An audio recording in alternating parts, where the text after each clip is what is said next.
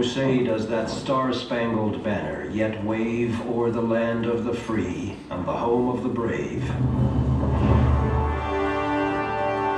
Powerful words from our national anthem. They speak to our American identity and are woven into our national flag.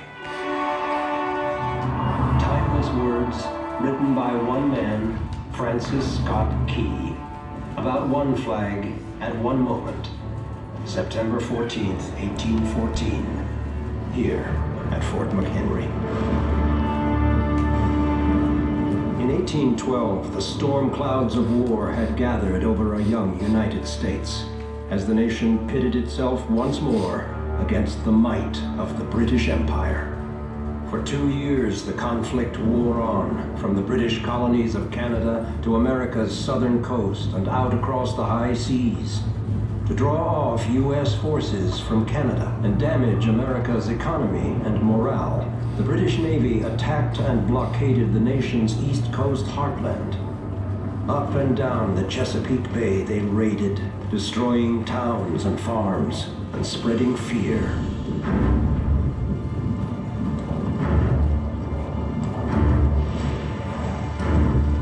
Then, in August 1814, disaster. The invading British seized Washington, D.C. and burned the nation's capital. A citizen soldier of Baltimore spoke for many. Every American heart is bursting with shame and indignation at the catastrophe. And Baltimore hearts were also full of anxiety, for they feared they would be next.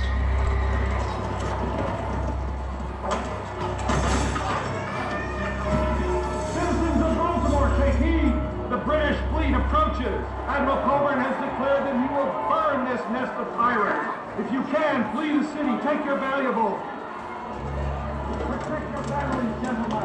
As Baltimore braced itself, a young Maryland lawyer, Frensis Scott Ki, embarked on a diplomatic mission to free a prisoner of war, sailing right into the heart of the approaching British fleet. But with their attack on Baltimore imminent, the British detained Ki amidst their massing warships.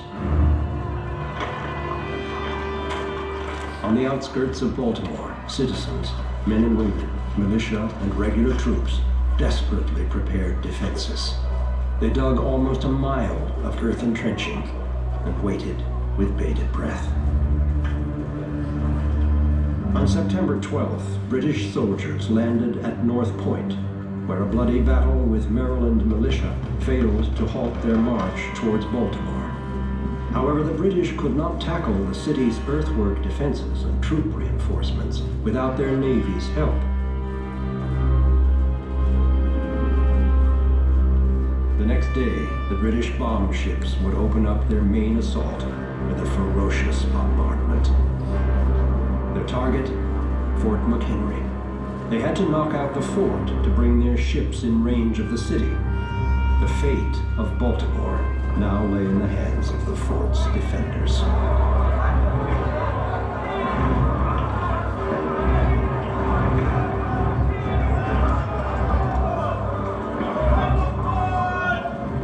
Move quickly there!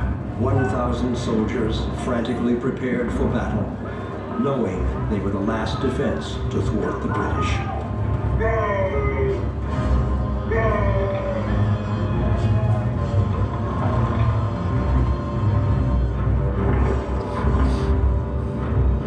With the enemy in their sights, the men awaited the inevitable, a bombardment from the world's most formidable navy.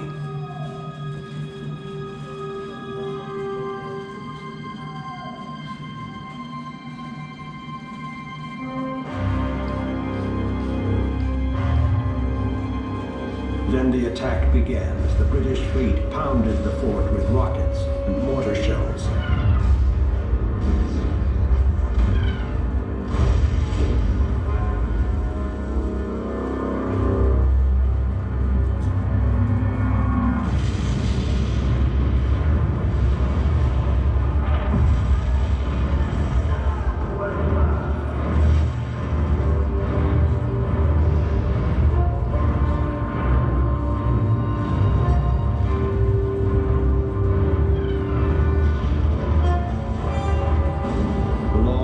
day turned into rain-soaked night.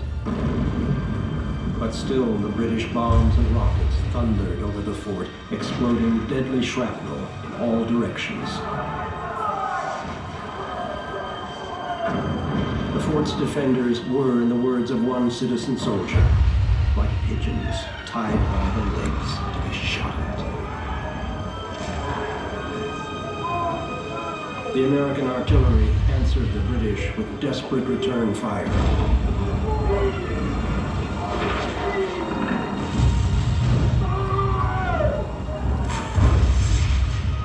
But would it be enough? Baltimore's citizens watched in panic through the night.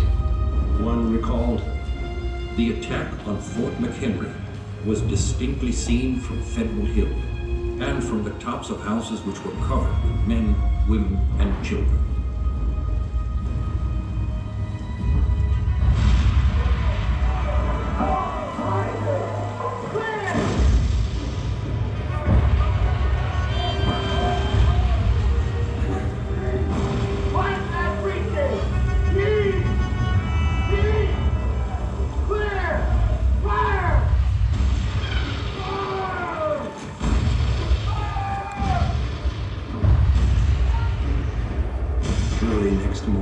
September 14th, the British guns finally fell silent.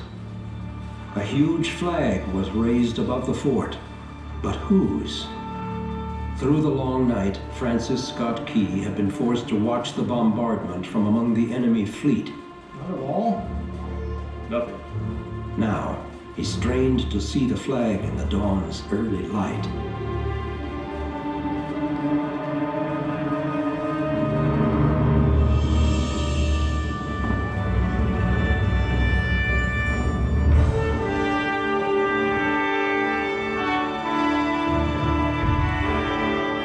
It's ours, Mr. Skinner. Say, we won! It's ours. Inspired by their courage, Ki wrote down a few lines. "'Tis the star-spangled banner, oh long may it wave o'er the land of the free and the home of the brave." As the British withdrew, Ki returned to Baltimore, where his words soon found music and a publisher, and the Star-Spangled Banner was born. It captured a defiant, patriotic spirit and spread rapidly across the nation, pouring new life into the national flag as a symbol of American identity. The popularity of the song and the flag grew during the years that followed. The Star-Spangled Banner eventually became the official anthem of the United States in 1931. Inspired by the brave defense of Fort McHenry, Frensis Scottt Ki's words and the flag they so memorably portray are now woven into our sense of national identity. These words still resonate as loudly today as the glaring rockets and bursting bombs of 1814. Oh, say